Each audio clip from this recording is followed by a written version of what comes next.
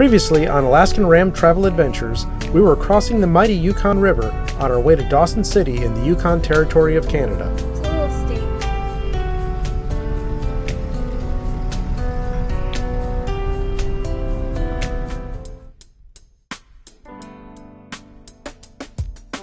steep. We spent some time exploring the mining town and were fascinated by all the Klondike Gold Rush history. This week, we are about 439 miles to the south, visiting the coastal town of Skagway, Alaska. If you thought the Dawson City mining history was interesting, stick around. For many hopeful prospectors, Skagway played a major role in the mad dash to the far north.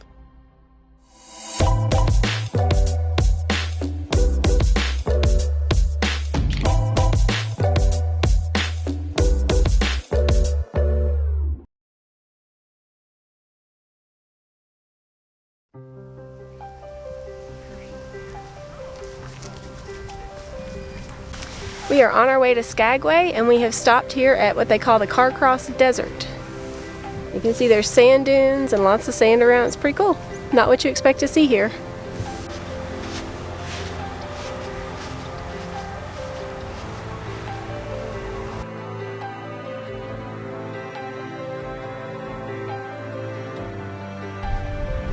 This place is known as the world's smallest desert.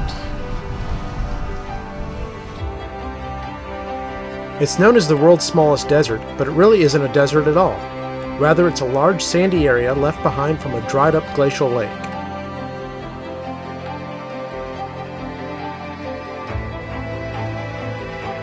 Strong winds in the area create dunes, and it's a lot of fun to get out and roam around on them.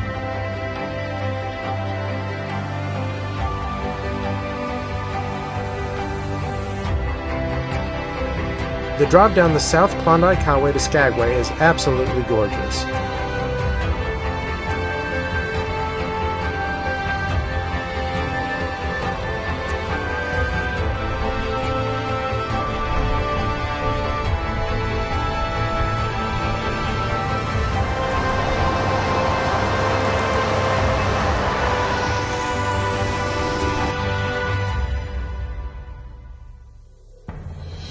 Along the way, you pass several beautiful lake areas, including the incredible Summit Lake. All of this beauty is part of the White Pass area.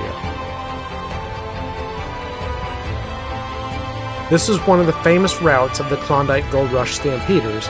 We'll have more on that a little later.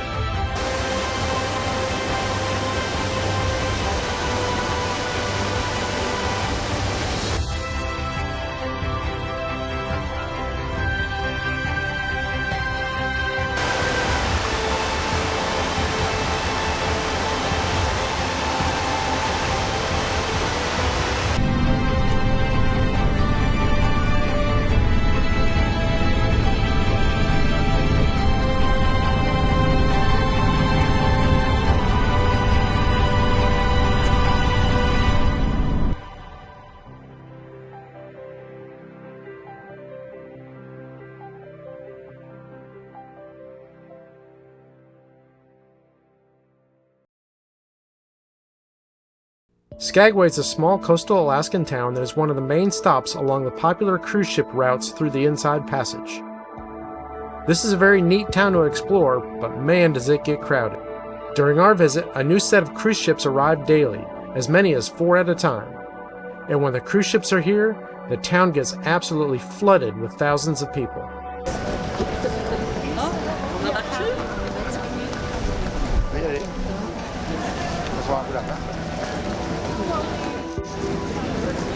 Espérate que perdimos a papi.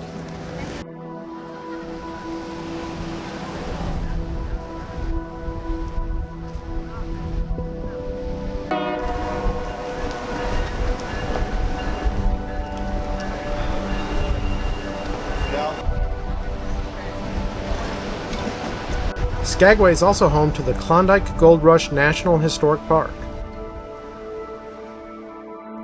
Here is where we learned of the many trails leading north to the Klondike gold fields around Dawson City.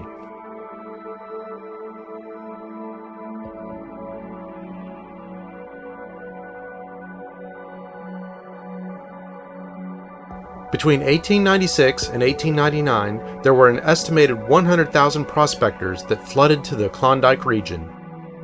For its time, this was an epic-sized migration of people. Many of those prospectors chose the poor man's route of the White Pass Trail that begins in Skagway or the famous Chilkoot Trail that begins in Dyea.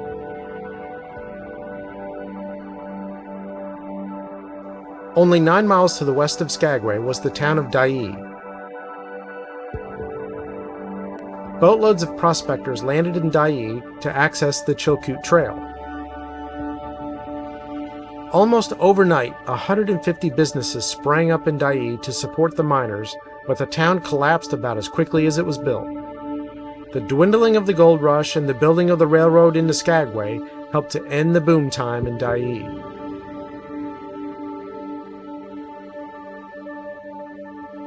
The year is 1898, and you're a hopeful prospector following the Klondike Gold Rush. You take a steamship up the Inside Passage, through the Lynn Canal, and arrive in Skagway where you get off the boat. Here you purchase all the supplies you need to last you a year in the remote wilderness. You then load onto a smaller boat called the lighter that will take you up through this waterway. Only the smaller boats can navigate the mudflats in this area. You'll take that smaller boat all the way to the end down here, where you will unload your supplies and begin your trek up the Chilkoot Pass. Here at the end of the inlet is where the town of Dyea once sat. This is where you would offload your 1,000 pounds of supplies and begin carrying it across the land to the head of the Chilkoot Trail.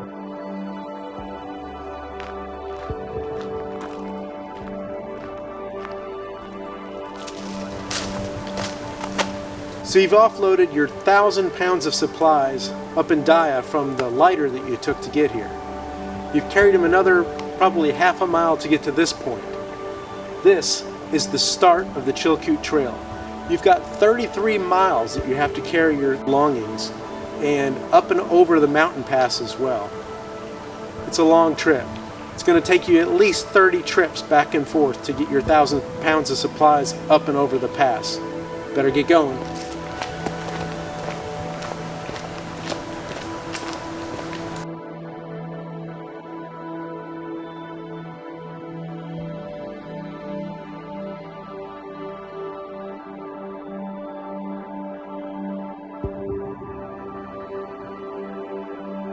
Let us just say that we loved RVing Skagway. The beauty of driving the South Klondike Highway alone makes the trip worth it. We were able to visit town when the cruise ships weren't around. RVing allowed us to experience the Dyea Road and the Chilkoot Trail area. And there is so much to see and do, we were glad we had some extra time here.